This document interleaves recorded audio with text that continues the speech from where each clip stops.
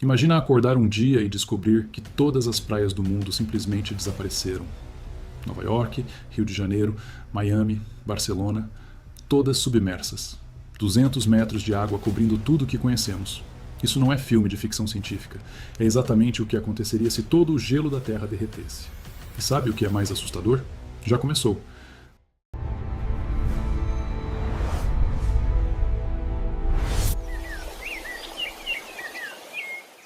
Neste exato momento, enquanto você assiste esse vídeo, a Antártica está perdendo 219 gigatoneladas de gelo por ano.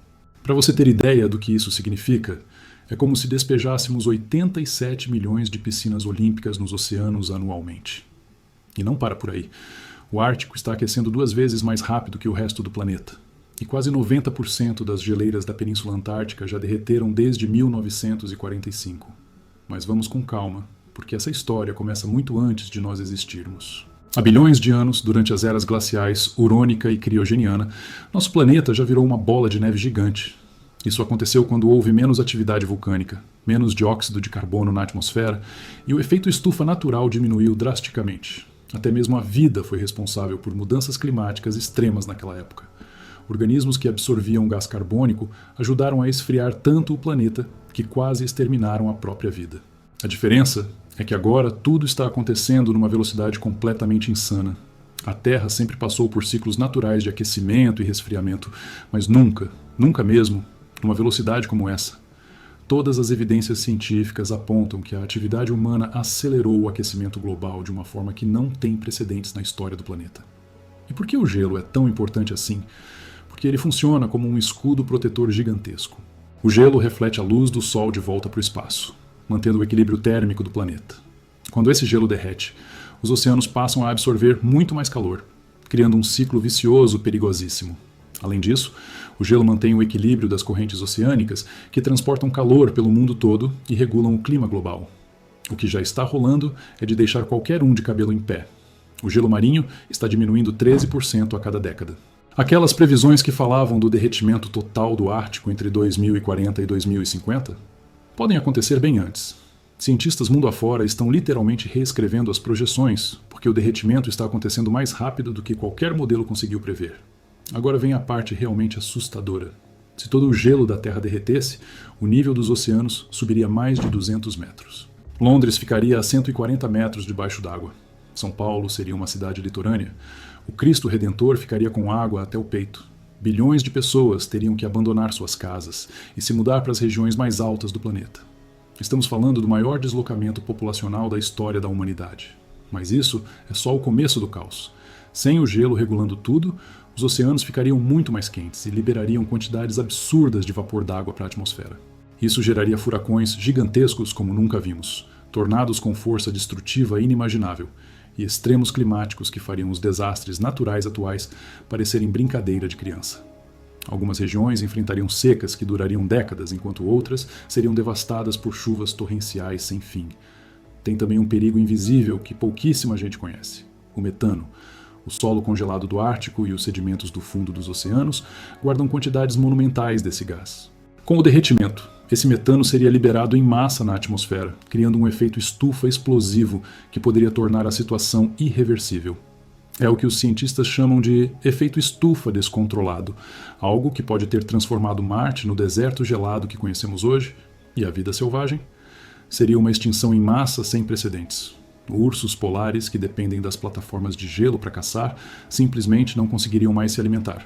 Focas que dão a luz sobre o gelo ficariam completamente vulneráveis. Morsas, que se agrupam em blocos de gelo, não teriam mais refúgio. Além disso, oceanos mais ácidos devido ao excesso de dióxido de carbono dificultariam drasticamente a sobrevivência de corais, moluscos e praticamente toda a cadeia alimentar marinha. Uma coisa que quase ninguém imagina é que o derretimento mudaria até a própria forma da Terra. As geleiras têm um peso imenso sobre os continentes. Quando esse peso desaparece, o solo começa a subir num processo chamado ajuste isostático. Isso já está acontecendo em partes da Antártica, onde o solo está subindo dezenas de metros em poucas décadas. Esse movimento pode gerar terremotos inesperados e até mesmo ativar vulcões que estavam dormindo há milhares de anos. Para ter noção da escala desse desastre, desde 1990 já perdemos trilhões de toneladas de gelo. Se transformássemos isso em piscinas olímpicas, teríamos enchido e esvaziado milhões delas. A Antártica sozinha perde o equivalente a uma cidade inteira de gelo todo santo ano. E qual é a nossa responsabilidade nisso tudo? Total. Em menos de 200 anos, os níveis de dióxido de carbono na atmosfera saltaram de menos de 300 partes por milhão para mais de 400. A comunidade científica internacional é unânime. A atividade humana é a principal causadora do aquecimento que estamos vivendo. Mas ainda dá tempo de fazer alguma coisa? Dá sim, mas precisamos agir imediatamente. Cada um de nós pode reduzir o uso de plástico, reciclar religiosamente, caminhar mais, usar transporte público, economizar combustível e plantar árvores. Porém, vamos ser realistas. Não basta meia dúzia de pessoas fazendo isso.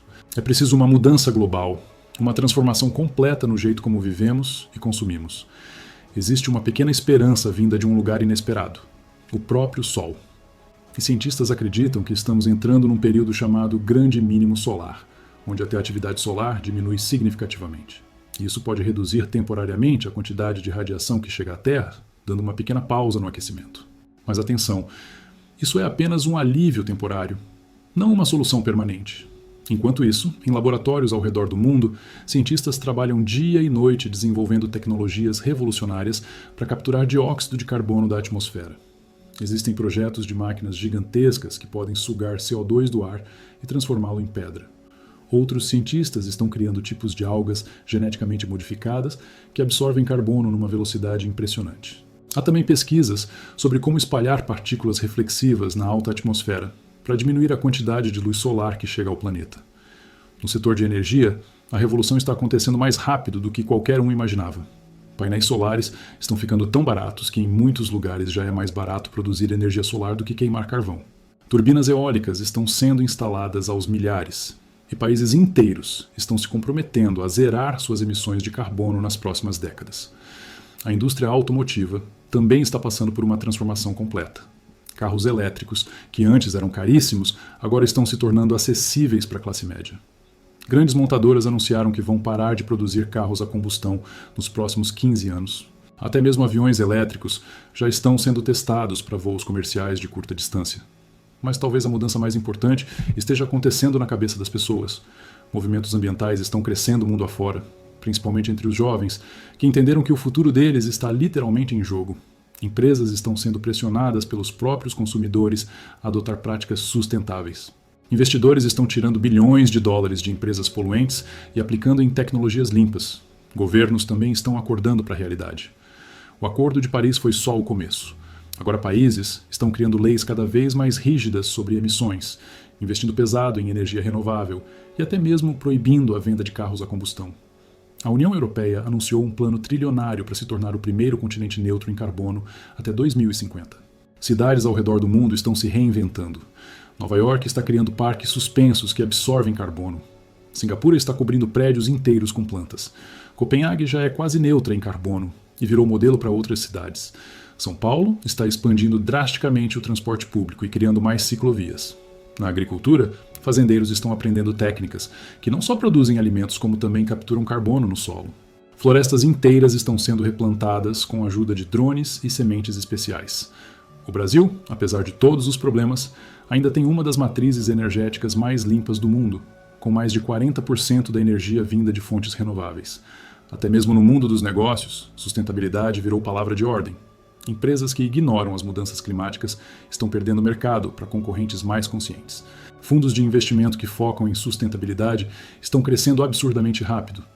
A economia verde já movimenta trilhões de dólares anualmente e só tende a crescer. Mas no fim das contas, como disse o ex-presidente americano Lyndon Johnson, se as gerações futuras vão se lembrar de nós com gratidão ou desprezo, depende inteiramente do mundo que deixaremos para elas. Essa frase nunca foi tão atual quanto hoje. Estamos literalmente decidindo agora se nossos filhos e netos vão herdar um planeta habitável ou um mundo em colapso total. A boa notícia é que ainda temos tempo, mas a janela de oportunidade está se fechando rapidinho. Cada escolha que fazemos, cada produto que compramos, cada voto que damos, cada conversa que temos sobre esse assunto, tudo isso importa. O futuro do planeta está literalmente em nossas mãos, e a hora de agir é agora, neste exato momento.